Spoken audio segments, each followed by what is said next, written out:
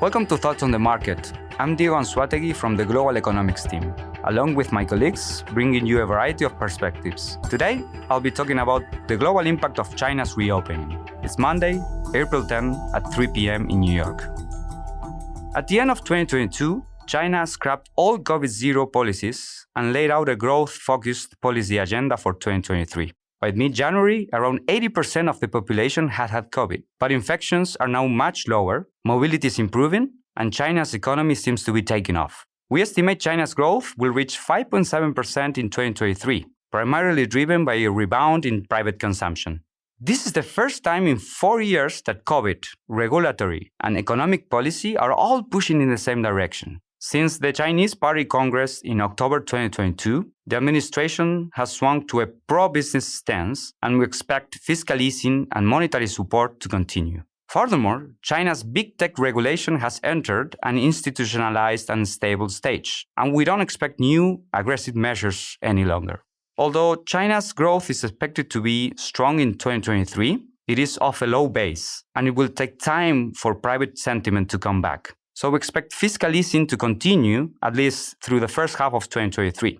As for monetary policy, the People's Bank of China may continue to provide targeted support towards economic recovery, while private demand gets on a surer footing. As growth becomes more self-sustaining in the second half of 2023, cyclical policy could start to normalize, but not turn to outright tightening.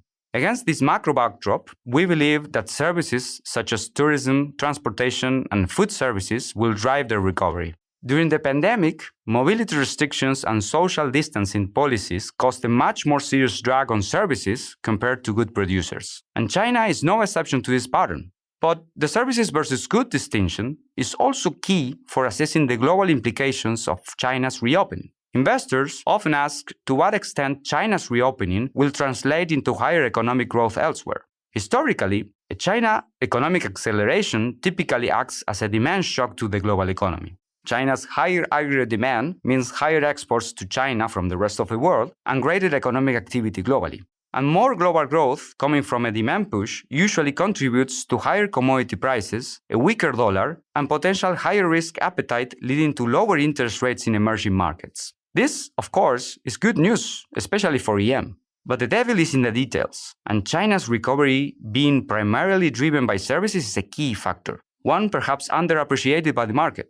It's important to keep in mind that services are less tradable and therefore less relevant to international trade. If China's acceleration were to be goods-driven, Asia and LATAM commodity exporters would be clear beneficiaries, particularly economies like Korea, Taiwan, Argentina, Brazil, and Chile.